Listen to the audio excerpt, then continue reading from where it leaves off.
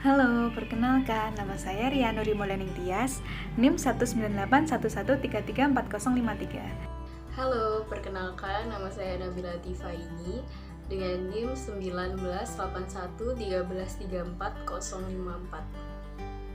Perkenalkan, nama saya Dina Anggraini Puspitasari dengan NIM 19811334055.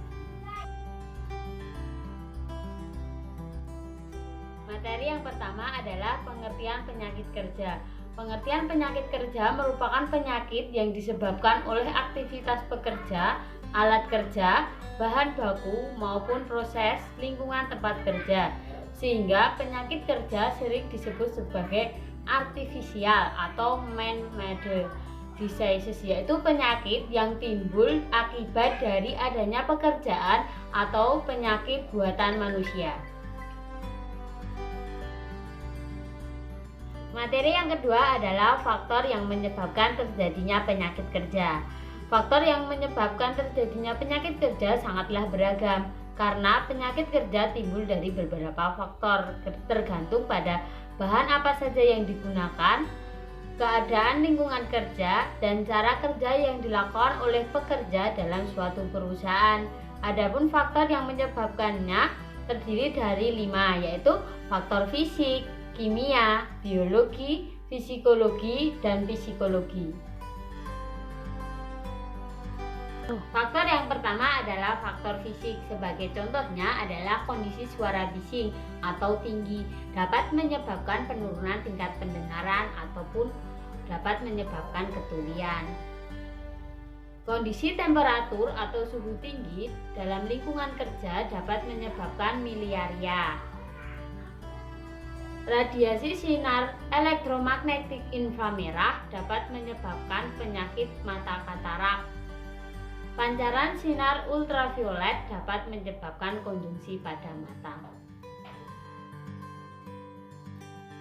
Faktor yang kedua adalah faktor kimia. Faktor kimia dari penyakit kerja berasal dari bahan-bahan kimia, bahan baku, bahan tambahan, hasil sementara, hasil sampingan, sisa produksi atau bahan buangan yang digunakan suatu perusahaan yang dapat berupa zat cair, zat padat, gas, uap maupun partikel.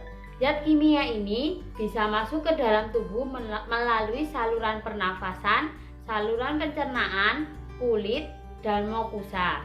Adapun penyakit yang sering dialami yaitu iritasi kulit, alergi.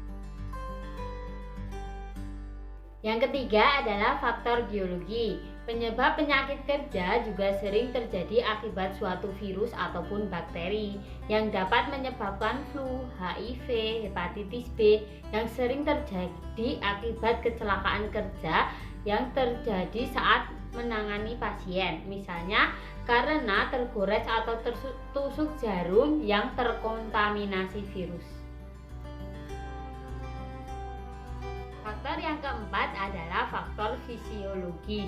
Faktor fisiologis sering terjadi sebab akibat dari cara kerja, posisi kerja, alat kerja, lingkungan kerja yang salah, dan konstruksi yang salah, sehingga menimbulkan efek terhadap tubuh pekerja seperti kelelahan fisik, nyeri otot, deformasi tulang, perubahan bentuk, dislokasi, dan kecelakaan kerja. Terakhir adalah faktor psikologi. Faktor psikologi terjadi akibat dari organisasi kerja seperti tipe kepemimpinan, hubungan kerja, komunikasi, dan keamanan.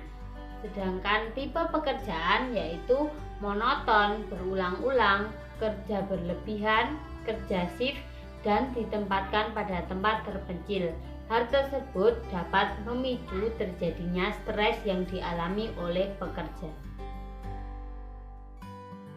Di sini saya akan menjelaskan mengenai klasifikasi penyakit akibat kerja dan juga jenis penyakit akibat kerja. Pertama, yaitu klasifikasi penyakit akibat kerja. Contohnya yaitu penyakit yang biasa diakibatkan oleh pekerjaan, pneumokoniosis, kedua yaitu kanker paru, ketiga ada bronkitis kronis, dan juga yang keempat ada asma. Kemudian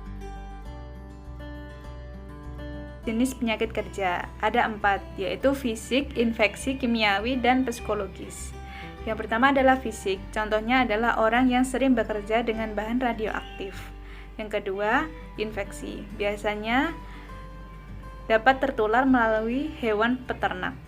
Ketiga, kimiawi, biasanya adalah orang yang sering bersinggungan dengan bahan-bahan kimia, dapat menyebabkan penyakit dermatitis. Yang keempat adalah psikologis, biasanya adalah orang yang bekerja dengan pressure tekanan pekerjaan yang sangat berat, sehingga dapat menyebabkan penyakit mental. Mengenai pencegahan penyakit kerja. Penyakit kerja terdapat penerapan konsep 5 tingkatan pencegahan penyakit atau first level of prevention disease pada penyakit akibat kerja, yakni yang pertama peningkatan kesehatan atau health promotion, misalnya penyuluhan kesehatan dan keselamatan kerja, atau ketiga pendidikan kesehatan, meningkatkan gizi yang baik, pengembangan kepribadian, perusahaan yang sehat dan memadai, rekreasi, lingkungan kerja yang memadai, penyuluhan perkawinan, dan pendidikan seksual, konsultasi tentang keturunan, dan pemeriksaan kesehatan periodik. Lalu yang kedua, perlindungan khusus atau specific protection, misalnya imunisasi, hygiene perorangan, sanitasi lingkungan, serta proteksi terhadap bahaya dan kecelakaan kerja dengan menggunakan alat pelindung diri atau APD seperti helm, kacamata kerja, masker, penutup telinga atau earmuff dan earplug, baju tahan panas, sarung tangan, dan sebagainya. Lalu yang ketiga, diagnosis atau deteksi dini dan pengobatan segera serta pembatasan titik-titik lemah untuk mencegah terjadinya komplikasi. Lalu yang keempat, membatasi kemungkinan cacat atau disability limitation, misalnya memeriksa dan mengobati tenaga kerja secara komprehensif, mengobati tenaga kerja secara sempurna, dan pendidikan kesehatan. Lalu yang kelima, pemulihan kesehatan atau rehabilitation, misalnya rehabilitasi dan memperkerjakan kembali para pekerja yang menderita cacat. Sedapat mungkin perusahaan mencoba menempatkan karyawan-karyawan yang cacat di jabatan yang sesuai.